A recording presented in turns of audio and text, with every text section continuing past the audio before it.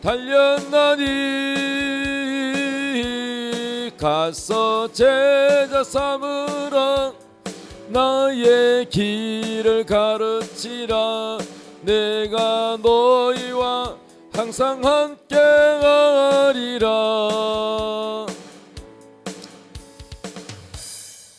하나님 말씀 베드로전서 3장 20절에서 21절입니다. 다 같이 읽겠습니다. 시작.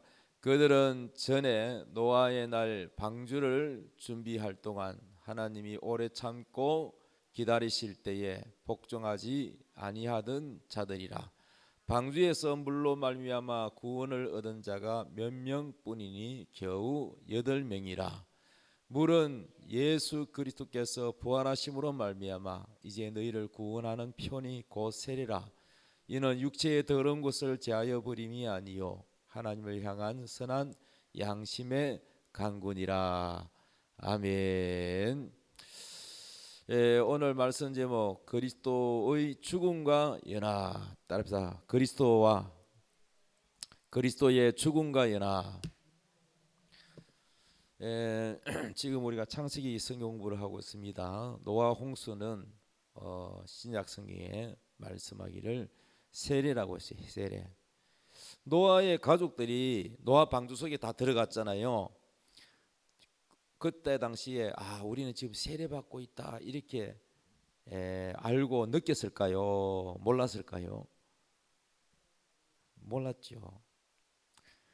근데 이 노아 홍수 사건이 물로 하나님 심판한 거잖아요. 방주 안에 들어간 자들은 다 짐승이든지 사람이든지 구원을 받았고 물에 잠긴 자는 다 죽었습니다. 그러니까 이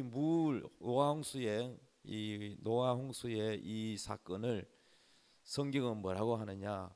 바로 세례라고 말해요. 세례. 그럼 세례가 뭐냐? 세례는 예수님과 연합을 말하는 거예요. 연합. 할렐루야. 물속에 들어가는 것은 예수님과 함께 나는 죽고 물이 올라올 때는 예수님과 함께 다시 살았다는 의미입니다. 자, 베드로전서 3장 21절. 물은 예수 그리스도께서 부활하심으로 말미암아 이제 너희를 구원하는 편이 곧 뭐요? 세례라. 자, 세례라 그랬어요. 세례. 육체의 더러운 것을 제하여 버림이 아니요 우리 속에 육체의 더러운 것이 싹 없어지고 죄 짓는 욕망이 사라진다는 말이 아니고 우리의 양심이 선한 하나님의 하나님을 따라 우리 양심이 선한 양심으로 하나님을 찾아간다는 것입니다. 노아 홍수는 세례입니다. 방주는 뭘 뜻하느냐? 영적으로 예수를 의미합니다. 예수. 따라합니다. 예수 안으로 들어가라. 방주 안으로 들어가라는 말은 무슨 말이냐? 예수 안으로 들어가라는 거예요. 방주 안에, 이 말은 예수 안에 이 뜻입니다. 믿습니까? 따라서 세례는 그리스도와 연합이다. 예수 안으로 들어가라. 자, 그래서 노아의 가족이 다 방주에서 나왔더니 하나님이 창세기 9장 1절에 이렇게 축복해 주셨어요. 하나님이 노아 그 아들들에게 복을 주시며 그들에게 이르시되 생육하고 번성하여 땅에 충만하라. 우리도 예수님과 연합하면 생육, 번성, 충만한 역사가 일어납니다. 할렐루야. 따라서 생육의 역사, 번성의 역사, 땅의 충만의 역사, 다스림의 역사, 이런 역사가 여러분에게 일어나기를 원하시면 아멘 합시다. 갈라디아서 3장 27절. 누구든지 그리스도와 합하기 위하여, 이 합한다는 게 연합이요, 합하기 위하여 세례를 받은 자는 그리스도로 옷을 입었느니라. 자, 7대 연합에서 오늘은 우리가 그리스도의 죽음과 연합, 죽음과 연합, 이 죽음과 연합에 대해서 공부를 해봅시다. 로마서 6장 3절에 성경이 이렇게 말씀합니다. 무릇 그리스도 예수와 합하여 세례를 받은 우리는 그의 죽으심과 합하여 세례를 받은 줄을 알지 못하느냐. 뭐와 합했다고요? 죽으심과, 예수님의 죽으심과 합했다는 거예요.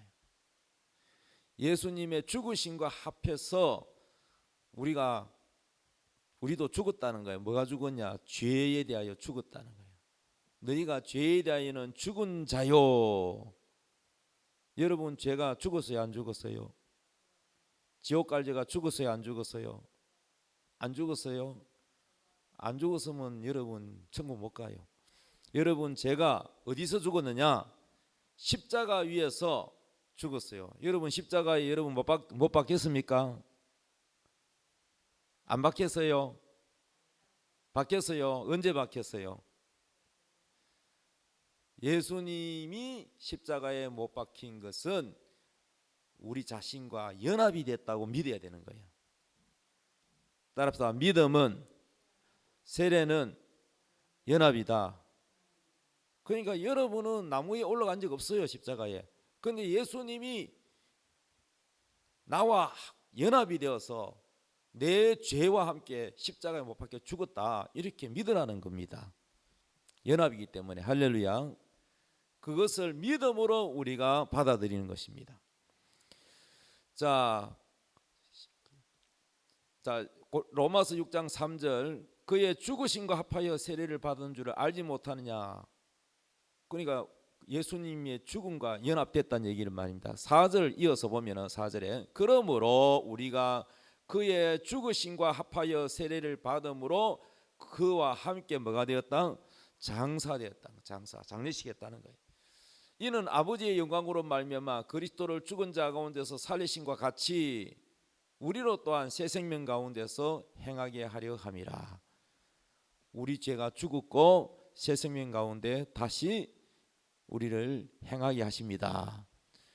이어서 5절, 만일 우리가 그의 죽으심과 같은 모양으로 연합한 자가 되었으면 또한 그의 부활과 같은 모양으로 연합한 자도 되리라.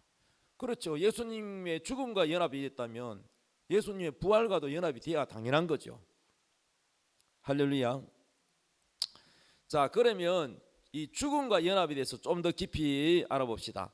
그리스도의 죽음과 연합은 두 가지가 있어요. 첫째, 우리가 지옥 갈 원죄, 이 원죄가 예수님과 연합되어서 십자가 위에서 죽었다는 거야.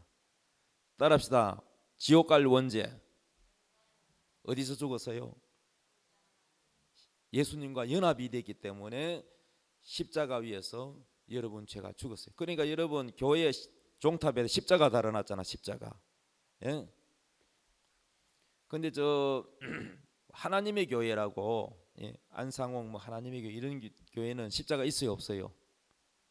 그들은 십자가를 우리 보고 우상 숭배한다. 우리가 십자가 앞에 절합니까? 아니죠. 자기 마음대로 해석합니다. 근데 우리는 왜 십자가를 다느냐 하면은 그들은 십자가 없지요. 근데 이 십자가를 왜 다냐면 십자가를 볼 때마다 내 죄가 저 십자가 위에서 예수님과 연합되어서 내 죄가 저 위에서 죽었다, 이렇게 생각하라고 십자가가 있는 거예요. 십자가의 이 가르침이 구원의 가르침이라는 거. 구원. 할렐루야. 그래서 우리의 원죄, 지옥 갈 원죄, 십자가 위에서 죽었다는 거야.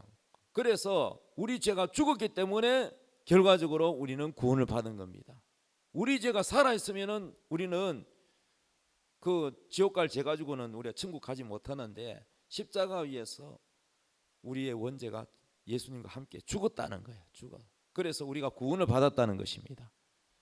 그런데 우리가 또 하나 죽어야 되는 게 있어요. 예수를 믿고 구원받고 하나님 백성이 되었지만은, 하나님 자녀가 되었지만은 우리가 또 죽어야 되는 게 뭐냐? 이번에는 원죄가 아니라 우리의 자범죄. 우리 예수 믿는 사람이 전혀 죄라고는 하나도 안 짓습니까? 생활에 죄를 짓지요.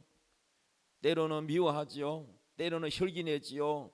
때로는 다투지요. 시기, 질투, 미움, 음란도 있지요. 육신의 생각도 있지요.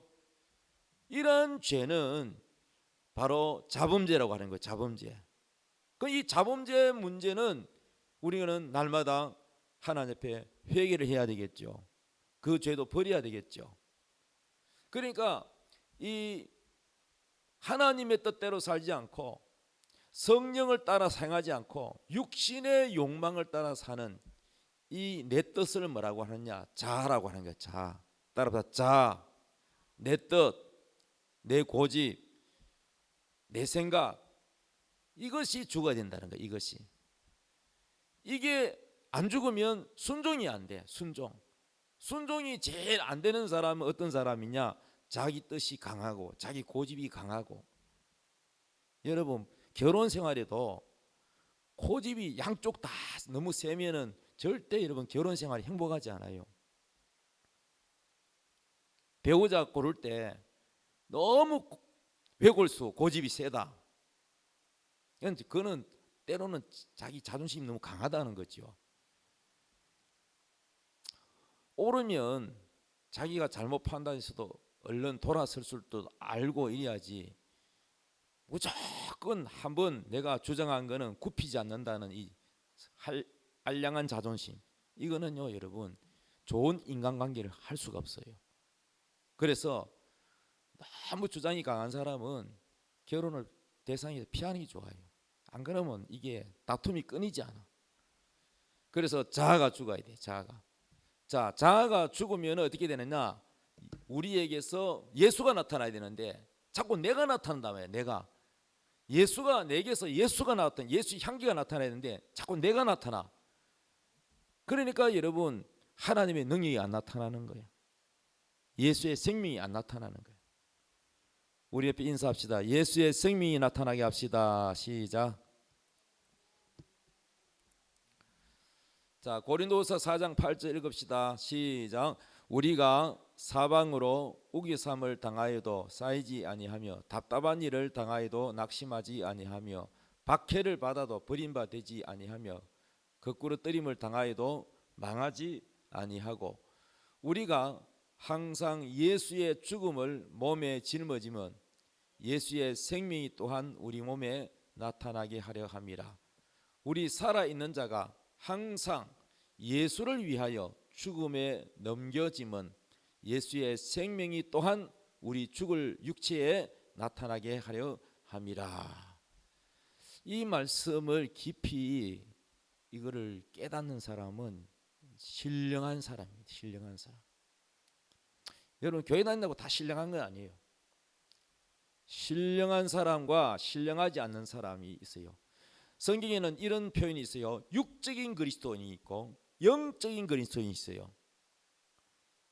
육적인 그리스도인은 뭐냐? 모든 생각과 판단을 육신적으로 판단하고 생각하는 거야. 저 사람이 세상적 기준으로 저 사람은 무슨 대학을 나오고 무슨 뭐 외모가 뛰어나고 또 말을 잘하고 똑똑하고 뭐 그런 가치관, 육적인 육으로 보는 거예요. 그런데 영적인 사람은 신령한 사람인데 영적인 사람은 바로 이 진리의 말씀을 깊이 깨닫고 이 말씀대로 살아가려고 하는 사람입니다. 예를 들면 육적인 사람은 다른 사람과 의견 대립해서 저 사람하고 상대를 해서 싸워서 이기려고 해요. 내가 저 사람을 꼭 꺾어봐야 되겠다 하는 그 싸움이 어떤 사람을 대상으로 해요. 그 영적인 사람은 뭐와 싸우냐면은 상대방 사람하고 싸우는 게 아니라 내 속에 있는 내 생각, 또 하나님 뜻대로 살지 않는 내 육신적인 내 모습, 이 육적인 내 생각, 육신적인 내 생각과 싸우는 거예요. 이게 영적인 사람이야. 그 영적인 사람은 자기와 싸우는 거야. 육적인 사람은 자기와 싸우지 않아. 자기 육신적인 것을 세우기 위해서, 자존심을 세우기 위해서 바깥 사람하고 싸우는 거야. 그 생각의 차이가 다릅니다. 그러니까 영적인 사람은 날마다 자기와의 싸움에서 자기를 포기하고 자기의 뜻을 포기하고 하나님 앞에 순종하는 훈련을 하는 거예요. 이게 신령한 사람이라 그래요. 이런 사람을 하늘에 속한 사람이라 그래요. 그래서 성경에 보면은 육적인 그리스도인은 어린아이라 그래요. 신앙이 어리단 말이야. 바깥 보는 것으로 많이 판단하고 생각한다. 가치관이 말씀에 깊이가 없는 거죠. 그 여러분이 신령한 사람이 되려고 그러면 이 말씀을 깊이 읽고 또 묵상하고 생각하고 이 말씀으로 살아가려고 여러분이 경건한 삶을 노력해야 돼요. 자, 10절에 우리가 항상 예수의 죽음을 몸에 짊어졌다 그랬어. 왜 짊어지느냐? 예수의 생명이 또한 우리 몸에 나타나게 하람이라. 예수의 생명이 우리에게서 나타나게 하라는 거야. 그럼 예수의 생명이 나타나게 하려면 어떻게 되느냐? 11절에 우리 살아있는 자가 항상 예수를 위하여 죽음에 넘겨져야 된다. 죽음. 누구를 위하여? 예수를 위하여 죽음에 넘겨줘야 된다. 이 말은 내 뜻이 죽어야 된다 이 말이야. 육신이 자살하란 말이 아니고 육신이 죽으란 말이 아니고 우리의 뜻이, 내 생각, 내 뜻이 항상 예수님을 위해서 죽음에 넘긴다는 건 내 뜻이 죽는다는 거야. 따라서 예수를 위하여 내 뜻을 죽음에 넘겨라. 그래서 죽음에 넘겨짐은 그 다음 글자, 예수의 생명이 또한 우리 죽을 육체에 나타나게 하는, 예수의 생명이 나타난다. 예수의 생명 믿습니까? 자, 12절 그런즉, 이게 이어진 말씀입니다. 그런즉 사망은 우리 안에서 역사하고 생명은 의 안에서 역사하니라. 그러니까 사도들이 영혼들을 살리기 위해서 날마다 그 영혼들, 교회를 살리기 위해서 사역자는 날마다 죽어야 되는 거예요. 여러분, 우리가 죽는다는 표현이 되게 기분 나빠할지 모르겠는데 우리의 생각과 우리의 뜻이 죽어야 사는 겁니다. 첫째, 우리 사역자는 영혼을 살리기 위해서 자신이 희생하고 기도하고 섬기고 낮아져야 영혼을 구원하고 살리는 거예요. 예수의 생명이 나타나기 때문에. 우리 교회는 왜 사역자들이 토요일날 기도를 해야 된다 하는 이유가 뭐냐? 기도 자체가 내가 죽는 게 기도예요. 기도가 뭐냐? 내 뜻이 죽고 하나님 뜻을 아는 게 기도예요. 무조건 하나님 요구해가지고 받아내는 것만, 뭐 요청해서 받아내는 것만 기도가 아니에요. 기도는 하나님 뜻을 살피고 하나님 뜻이 무엇인지를 살피는 게 기도고, 하나님의 뜻에 복종하고 그 하나님 뜻을 찾아가는 게 기도예요. 그래서 사망은 우리 안에서 역사한다 이 말은 날마다 우리가 영혼들을 구원하고 살리기 위해서는 무릎을 꿇고 기도하고 우리가 날마다 하나님 앞에 낮아져야 돼요. 그래야 생명이, 예수의 생명이 나타나고 영혼을 구원한다는 것입니다. 그래서 12절에 사망은 우리 안에 역사하고 생명은 너희 안에서 역사하느니라 말씀하십니다. 자, 고린도후서 5장 15절 읽읍시다. 시작. 그가 모든 사람을 대신하여 죽으심은 살아있는 자들로 하여금 다시는 그들 자신을 위하여 살지 않고 오직 그들을 대신하여 죽었다가 다시 살아나신 이를 위하여 살게 하려 함이라. 자, 예수님께서 모든 사람을 대신하여 죽었다 그랬죠. 그러면 그분이 죽었기 때문에 우리가 살아났잖아요. 우리가 생명을 얻었잖아요. 그러면 우리 살아있는 자, 우리가 구원받은 자가 우리 자신을 위해서 살지 않고 우리를 살리신 예수를 위하여 살도록 했다는 거예요. 목적이 그들 자신을 위하여 살지 않고 오직 그들을 대신하여 죽었다가 다시 살아나신 이가 누구예요? 예수. 따라붙어 우리의 삶의 목적은 우리를 위해서 사는 것이 아니라, 대부분 예수 안 믿는 사람은 삶의 목적이 누구한테 있어요? 자기 자신. 내가 잘 되고 내가 출세하고 내가 행복하고 전부 내가야. 내가 주인이야. 근데 우리는 예수 믿는 사람은 그렇게 목적을 두고 신앙생활하면 안 돼요. 우리는 우리 자신을 위해서 살려고 하면 안 되고, 이 초점이 잘못된 거야. 살아도 주를 위하여 살아야 되고 죽어도 예수를 위해서 사는, 이게 목적이 돼야 되지. 이게 안 되면은 여러분 아무리 열심히 잘해도 그건 잘한 게 아니에요. 방향이 잘못 잡혔다는 거예요. 그래서 많은 사람들이 열심히 했는데 주님 앞에 가면은 주님이 나 너 모른다 이러는데 왜 모른다 하실까? 너 언제 나를 위해서 살았냐? 너를 위해서 살았지. 너 헌금한 것도 너를 위해서 했잖아. 너 교회 부흥시킨 것도 너를 위해서 했잖아. 네가 부흥회 다닌 것도 너를 위해서 했잖아. 교회 크게 한 것도 성공은 네 성공을 위해서 했잖아. 목회 성공 너를 위해서 했잖아. 할 말 없어요, 여러분.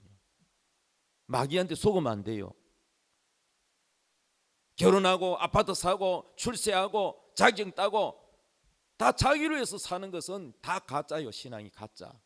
잘못된 거예요. 그건 종교인입니다, 여러분. 분명하게 우리는 알아야 돼요. 우리가 사는 목적이 뭐냐? 왜 신앙생활 하느냐? 목적이 나를 위해서 죽었다가 다시 살아나신 예수를 위해서 살기 위함이다. 그럼 내가 어떻게 해야 예수를 위해서 사는 것인지를 깊이 생각을 해야죠. 마지막 주님 심판대 배 가서 나 너 모른다. 너 너를 위해서 살았지. 언제 나를 위해서 살았노? 너 나 사랑하지 않았어. 그러면 이거는요, 이제는 뭐 돌이킬 수도 없는 거예요. 아주 중요한 말씀입니다. 고린도후서 10장 4절 읽읍시다. 시작. 우리의 싸우는 무기는 육신에 속한 것이 아니요 오직 어떠한 견고한 진도 무너뜨리는 하나님의 능력이라. 모든 이론을 무너뜨리며 하나님 아는 것을 대적하여 높아진 것을 다 무너뜨리고 모든 생각을 사로잡아 그리스도에게 복종하게 하니 너희의 복종이 온전하게 될 때에 모든 복종하지 않는 것을 벌하려고 준비하는 중에 있노라. 이 말씀이 무슨 말씀이냐? 복종에 대한 내용인데 하나님께 복종하지 않는 자는 마지막에 하나님 심판한다는 거예요. 그런데 하나님 기다려주고 있는데 하나님의 자녀들, 하나님 백성들이 제일 먼저 복종해야 되잖아요. 불신자들이 뭐 복종 안 하는 건 어쩌면 당연하게 복종 안 하겠죠. 예수 안 믿는 자체가 가장 큰 복종하지 않는 것이 예수를 안 믿는 것이죠. 그런데 하나님 자녀들도 심판하잖아요. 하나님 자녀들을 심판할 때는 어떤 심판입니까? 불신자의 심판과 믿는 자의 심판이 있잖아요. 믿는 자의 심판이 뭡니까? 복종했나 안 했나, 말씀대로 살았나 안 살았나, 이거 심판하잖아요. 그렇죠? 그런데 우리가 가장 복종이 안 되는 이유가 뭐냐? 바로 이론이라는 거예요. 이론. 자, 보십시오. 고린도후서 10장 4절. 우리의 싸우는 무기는 육신에 속한 것이 아니요 우리 사람과 사람 육신의 싸움이 아니란 거야. 오직 어떤 견고한 진이란 뭐예요? 우리 전쟁할 때 보면은 콘크리트로 이렇게 안에 사람이 들어가지고 요만한 구멍이 나가지고 총을 내밀고 높은 데 고지에서 막 저기 올라오면은 쏘잖아요. 그러면은 이 벙커라 그러잖아. 견고한 진. 벙커가 이 콘크리트로 된 그 속에 사람이 있으니까 총 잘 안 맞잖아. 구멍만 요만한 총만 내놓고. 그러니까 그 고지를 점령하려면 어떻게 해야 돼? 이 군인이 말이죠, 총 들고 죽음을 무릅쓰고 그 견고한 벙커진을 깨트려야 그 적들을 이길 수 있겠죠. 탱크가 오면은 이 보병들이 걸어가면서 뭐 탱크에 대포에 맞기도 하고 기관총에 맞아 죽기도 하겠죠. 그 탱크 안에 있는 건 철이 있으니까 아주 다 견고하겠죠. 그러면 그 탱크를 무너뜨려야 승리한단 말이에요. 그런데 우리 사람에게 이 탱크 같이 또 콘크리트 같은 견고한 진이 뭐냐? 이론이라는 거야. 이론. 하나님이 우리 인간의 고집과 우리의 이론, 이게 바로 하나님 볼 때 완전히 단단한 바위 같은 콘크리트 같은 바로 견고한 진이 바로 이론이라는 거예요. 이론. 따라합시다. 견고한 진. 모든 이론. 자, 모든 이론을 어떻게 한다고요? 무너뜨린다는 거야. 무너뜨려. 이게 무너져야 됩니다. 여러분의 이론이 박살나야 하나님 말씀이 들어가요. 예수 안 믿는 사람 속에는 자기 생각이 있잖아요. 뭐 하나님이 어디 있냐, 죽어봐야 알지, 뭐 뭐 하나님 보여주면 믿겠다, 뭐 자기 이론들이 많잖아요. 어떻게 뭐 처녀가 애를 낳냐, 뭐 홍해가 어떻게 갈라지냐, 전부 거짓말이다. 뭐 자기 이론이 가득 차 있잖아요. 과학의 이론, 지식의 이론, 진화론의 이론, 그런 견고한 진이 꽉 들어가 있는데 그게 뭐냐? 바로 콘크리트와 같은 견고한 진이라는 거야. 그게 박살나고 무너져야 하나님 말씀이 들어간다는 거야. 무슨 말씀인지 이해됐어요? 그건 예수 믿는 사람에게도 이론이 있단 말이야. 그래서 5절에 뭐라 하냐, 이어서 하나님 아는 것을 대적하여 높아진 것을 다 무너뜨리고 모든 생각을 사로잡아 그리스도에게 복종하게 하니, 그 이론이 무너져야 복종하는 거예요. 예를 들면 사울이라는 청년이 나중에 변화되가 바울이 됐잖아요. 사도 바울이 됐잖아요. 사도 바울이 원래는 사울이었잖아요, 이름이. 근데 이 사울이라는 청년이 예수 믿는 사람들은 다 잡아가고 대제사장에 넘기고 감옥에 넣고 얼마나 박해했습니까? 근데 그가 대낮에 말이죠, 다메섹 도상에서 빛을 받고 눈이 멀었고 하나님 예수님의 음성을 들었잖아요. 사울아 사울아 네가 어찌하여 나를 핍박하느냐, 누구십니까? 그랬더니 네가 핍박하는 바로 예수다. 예수는 십자가에 못 박아 죽은 줄 알고 있는데 부활했다고 이 제자들이 거짓말하고 다니니까 이 전부 거짓말쟁이들 다 잡아내야 된다, 이 사이비 이단들. 그렇게 정의감을 가지고 이것이 하나님을 위한 것이라고 생각했는데, 그 예수님이, 부활한 예수님이 나타나가지고 네가 나를 왜 핍박하느냐, 얼마나 충격받았겠어요. 부활한 것이 거짓말이라고 생각했는데 그 부활한 예수님이 나타나서 네가 왜 나를 핍박하느냐, 그러니까 충격을 받은 거죠. 자기 이론이 와르르르 무너졌어. 거기서 자기의 이론 계산, 자기의 종교관념 다 박살나 버렸어. 율법주의 다 박살나 버렸어.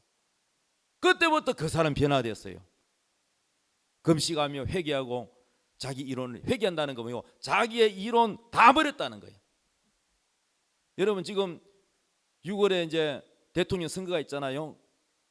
그런데 지금 국민의힘 대표 대통령 후보자 누굽니까? 김문수 후보지요. 여러분 김문수 그분이 어떤 분인지 아세요? 원래는 그분이 보수가 아니야. 그 사람은 서울대 가가지고 운동권에서 주사파, 좌파, 또 노동운동 뛰두르고 아주 뭐 좌파적인 사람입니다. 공산주의 사상에 물들었던 사람이고, 그랬던 사람이 지금은 바뀌어졌어요. 근데 그거를 다 버리고 전향하고 이거 턴한 계기가 있었대요. 그 언제 그리 됐냐, 그러니까 자기 친구가 야 우리가 추정하는 이 공산주의 국가, 사회주의 국가를 제일 우리가 흠모하는 나라가 소련인데 소련에 가봐. 경제가 엉망이고 지상 나고 나라가 아니야. 여자들이 얼마나 돈이 없었으면은 스타킹 몇 개 사주면은 그냥 몸을 파는 아주 그런 그야말로 소련이 엉망이야. 그래가지고 친구 말 듣고 한번 가봤어. 소련에 가보니까 정말 그런 거야. 그래서 야 공산 국가라는 거 모두가 평등하게 잘 산다는 건 이론에 불과하다. 이거는 틀렸다. 그리고 소련이 붕괴됐잖아요. 소련 나라가 붕괴돼 버렸잖아요. 지금 소련 나라 없잖아요. 그래서 깨달았다는 거야. 빨리 깨달았다는 거야. 그래서 선거 유세하면서 김문수 그분이 박정희 대통령 그 무덤에 가가지고 뭐라고 했습니까? 얼마 전에 전에는 내가 당신에게 침을 뱉은 사람인데 나는 지금 꽃을 바칩니다. 그래. 자기 생각이 틀렸다는 거야. 자기 이론이 박살났다는 거야.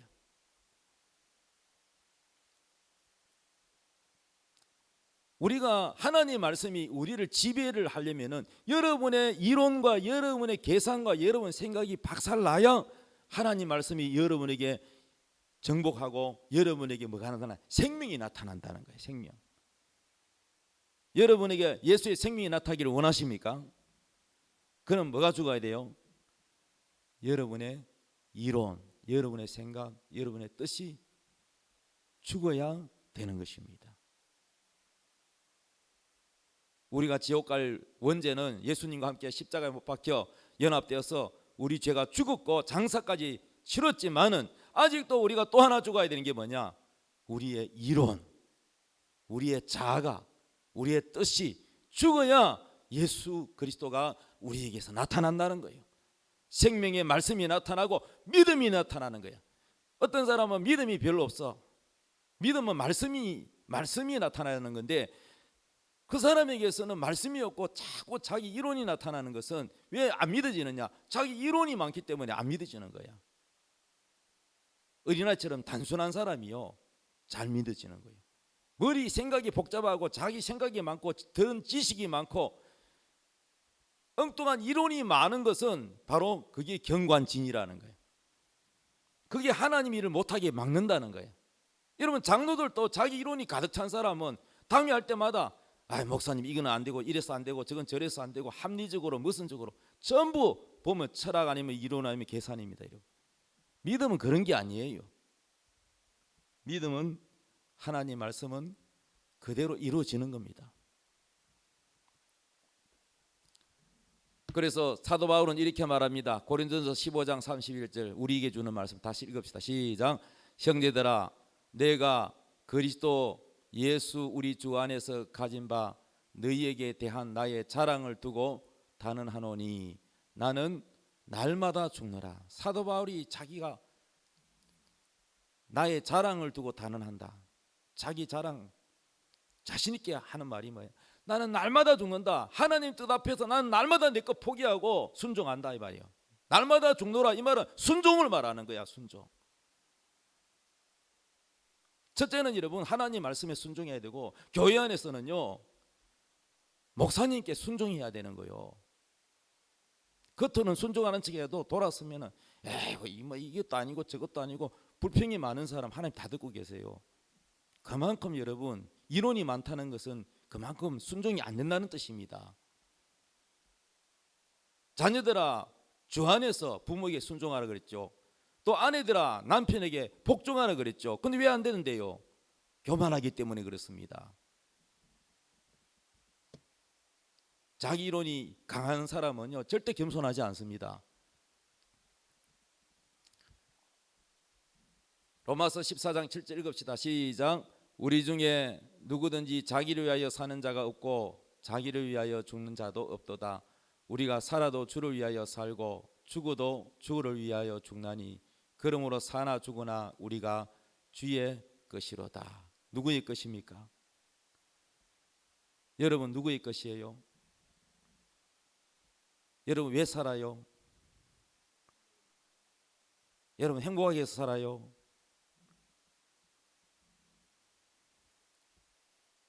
주체가 여러분이 되면 안 돼요. 여러분이 주인 되면 안 돼요. 나를 위하여라는 이 주제가 되면 안 돼요. 주를 위하여라고 바꾸세요. 그러면 여러분 올바른 신앙입니다. 나를 위하여 주님이 십자가 죽으시고 나를 위하여 부활하셨으니까 지금도 나를 위해서 뭐든지 해달라는 그거는 어린아이입니다. 이제는 내가 주를 위하여 살겠습니다. 이래야 되는 거예요. 믿습니까? 다시 한번 묻습니다. 여러분 회사 왜 다닙니까? 돈을 왜 벌어요? 나와 내 가족을 위해서요. 따라합시다. 주를 위하여. 자 보세요. 분명히 8절에 우리가 살아도 누구예요? 살아도 누굴 위하여? 그러면 죽어도 누굴 위하여? 순교하는 것도 누굴 위하여? 맞습니다. 주를 위하여. 먹는 것도요. 주를 위하여. 자는 것도요. 주일날 예배 주님께 바르게 드리기 위해서 토요일날 일찍 자야지요. 새벽 기도하려면 일찍 자야지요. 그 주를 위해서입니다. 주일을 잘 지키기 위해서 토요일날 미리 빨리 다 하고 준비하는 거 주를 위한 겁니다. 빨래하는 것도 주를 위해서 해야 되는 거예요. 그런데 오늘 주를 위해서 삽니까? 다 자기를 위해서 많이 살지. 이게 제일 큰 문제예요. 주를 위하여 사는 것 같지만은 아니요. 자기가 자기 자신에게 속고 있어요. 자기를 위해서 살아요. 자기를 위해서. 그 자기를 위해서 살고 자기 뜻대로 안 되면 이제 또 원망하죠. 하나님 왜 나 사랑하시냐고, 왜 나 안 도와주냐고 그러죠. 그러니까 이게 신앙이 잘못된 겁니다, 여러분. 우리는 공부를 하는 것도 주를 위해서 공부해야 됩니다. 회사를 다니는 것도 주를 위해서 회사를 다녀야 되고, 결혼을 하는 것도 주를 위해서 결혼해야 되는 겁니다. 자기를 위해서 결혼하는 게 아니에요. 주를 위해서 결혼해야 되는 거예요. 무엇이든지 먹든지 마시든지 나를 위해서가 아니라 하나님의 영광을 위해서 살아야 되는 줄로 믿으시기 바랍니다.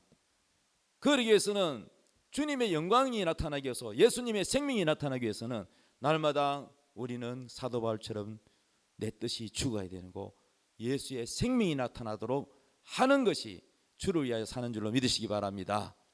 자, 결론입니다. 그리스도의 죽음과 연합 두 가지가 있다 그랬어요. 첫째는 원죄가 십자가 위에서 죽었고 결과는 우리가 구원을 받았다는 겁니다. 두 번째 죽음은 뭐냐? 자아의 죽음. 결과는 우리에게서 뭐가 나타나요? 예수의 생명이 나타나게 하려 합니다. 예수의 생명이 나타나야 돼요. 내가 나타나면 안 되고 예수의 생명이 나타나야 된다는 거예요. 자, 그래서 자아의 죽음이란 자신의 생각, 이론이 죽고 복종하는 것입니다. 자신을 위해 살지 않고 그리스도를 위해 사는 것입니다.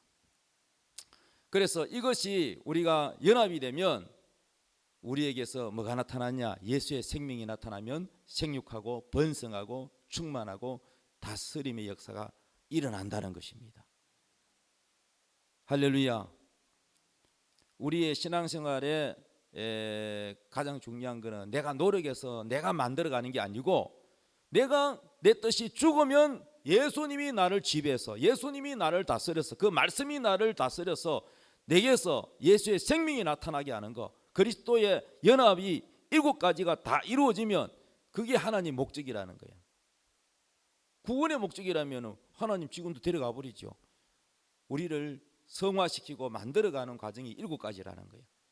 이 7가지 연합이 진하게 연합이 되면 여러분에게서 뭐가 나타나냐? 예수 그리스도의 사랑과 겸손과 순종과 예수 그리스도의 온유함과 예수가 나타나는 거야. 예수가.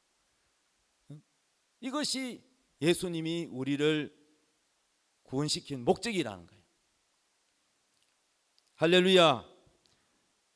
예수님과 죽음과 연합이라는 여러분에게서 예수가 나타나기를 주님의 이름으로 축복합니다. 자, 우리 찬양하고 기도하겠습니다.